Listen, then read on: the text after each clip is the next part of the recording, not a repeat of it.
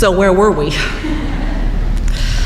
We were talking about relationships and how sometimes it's really easy to take Bible stories like the one we heard today and try to turn them into little morality lessons that tell us how to live. And there are some truths like that we can do. For example, I suppose we could take the story about Joseph and his brothers and talk about the power of forgiveness and the need for forgiveness. I suppose we could talk about what not to do in a relationship with all the dysfunction and trickery going on. I suppose that we might even talk about, and if we can push ourselves, it's hard for me to do this, but we might be able to talk about how God is using us in our difficult situations to work God's purposes out for the good, even in the midst of suffering and pain. We might do that.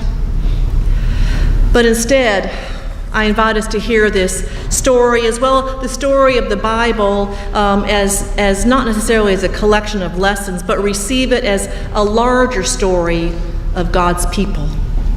God's flawed people trying to figure things out, trying to figure out how to relate to one another, love one another, and trying to figure out where God is in the midst of all of life.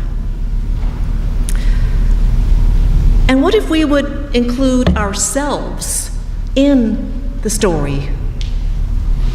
What if we would include ourselves in the story of God's people? Because you see, we are God's people, and this story is our story. We too experience drama and dysfunction. We too experience the laughter and love, the forgiveness and fighting that comes from being human and being in relationship.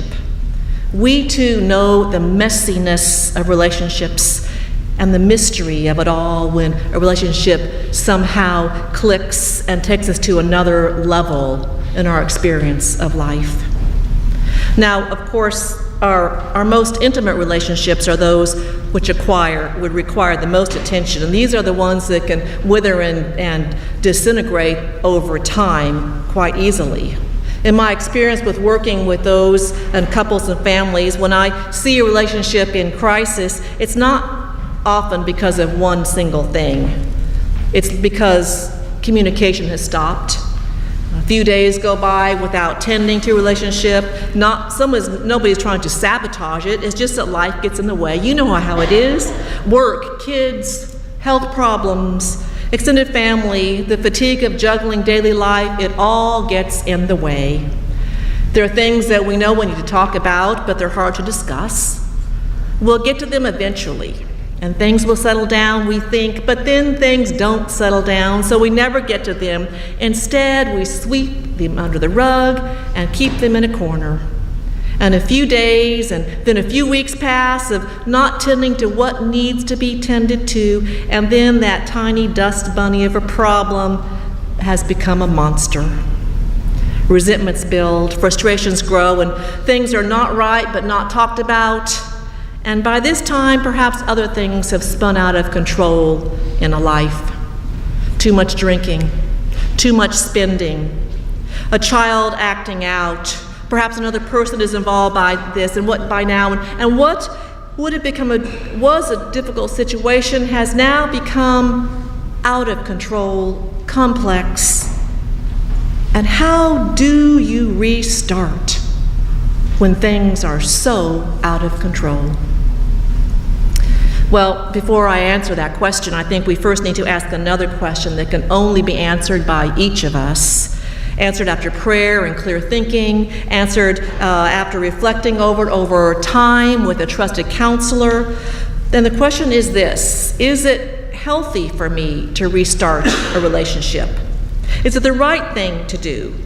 If there has been abuse of any kind, if a relationship has become toxic, if we're not able to be your best self in a particular relationship, then these are questions that need to be asked carefully and pondered carefully and answered honestly. Because the truth of the matter is, some relationships just need to be left behind. But once you decide that you want to restart a relationship, honesty is a must. Telling the other that you value them and the relationship. speaking the truth in love without blame or guilt. Humility is also needed, taking responsibility for the part that you played, having conversation about your mistakes, letting go of your need to be right, asking forgiveness for those times you've messed up. So there's honesty, humility, and then there's letting go letting go of anger and resentment. And you know how hard that is. But the hardest thing in restarting relationships is the most important thing, and that's the need to forgive. Now, I'm pondering doing a larger sermon series on forgiveness because it goes so deep and is so much part of who we are as God's people and as individuals. But just for now, let me offer you a quote that can sustain you, perhaps, as we ponder what it means to forgive. It goes like this: refusing to forgive is like drinking poison and waiting for the other person to die. Refusing to forgive is like drinking poison and waiting for the other person to die. And when I work with people, particularly with couples who are trying to restart or strengthen their relationship, we work on communication skills. We work on the importance of tending to the relationship, especially being honest, especially being humble, especially letting go, and especially forgiveness. But there is something else we need to work on as we try to restart relationships. We need to put another relationship first. Not relationship with our children, not with our work, but we need to put another relationship in our lives that is more important than our relationship with our primary partners, and that's a relationship with God.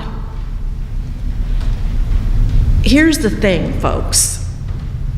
If we think about these 2 points as being 2 individuals who are working on their relationship with one another, they work to grow together. We can see that if they're on a horizontal line, they'll eventually come together as they work on it. But what if we would put God in the picture, put God up here, and we imagine kind of a triangle, and make a primary relationship working toward connecting with God. And you see, we're still working toward connecting with the other, but in working toward a relationship with God, tending toward that relationship, we are moving closer to the power that's going to hold a relationship together when things get tough. We're moving toward the source that will give us strength in tough times. We are tapping into the fruits of relationship, the fruits of forgiveness and mercy, patience, gentleness, kindness, generosity. We are reaching toward those things that will make us stronger, bind us together, hold us, weave us. And as we tend to our relationship with God, we learn to trust over and over again that God's love through Christ has the power to sustain and the power to make all things new, even relationships. So here's a real question for you who desire a restart on a relationship. In this new year, how would you assess your relationship with God? Is it something that you tend to daily with intention, or has it been sitting on a shelf? Is it one of those permanent items on your to-do list, perhaps something you take for granted and you'll get around to it someday? Remember, God created human beings for relationship, and relationships need to be tended to. The good news is that it's never too late to restart a relationship with God, because God always desires a relationship with you, with us. God always seeks a relationship anchored not by fear but by love, that offers a pathway to life that is joyful and whole, a life that is marked by gratitude and generosity, joy and justice-seeking, a life that is what it was meant to be. Now, you don't have to nurture your relationship with God in one particular way. There is no rule that says you have to spend every morning with a devotional book or a Bible, although I wouldn't rule it out if you haven't tried it for a while. There's no rule that says you have to get down on your knees and pray at your bedside, although that's a powerful way to practice humility. You may prefer to communicate with God while you drive to work, or nurture your faith through a Sunday school class or a group or a Bible study. You may find that your best pathway in a relationship to God is through music, singing with the choir, or serving through our breakfast or a community organization. The point is to work on relationship with God. There's a story we often tell about what matters most in life, and with the situation that happened today just a few minutes ago, it kind of hits close to home. It sounds trite and simplistic, and you've heard it, I'm sure, and it's overused, but there is deep truth in it. And the story goes that when you're on your deathbed, you're not going to say, I wish I'd worked longer hours. I wish I'd bought more jewelry. I wish I'd driven a fancier car. What you're going to think about are those you love, those who have meant the most to you. Now, as a pastor, I have spent quite a bit of time over the years with people at the end of their own lives. And I have never heard anyone on their deathbed tell me, I wish I hadn't forgiven my brother. I wish I hadn't spent so much time with my family. I wish I'd hung on to the anger and bitterness toward my ex. No one has said to me, I wish I hadn't spent so much time tending to my relationship with God.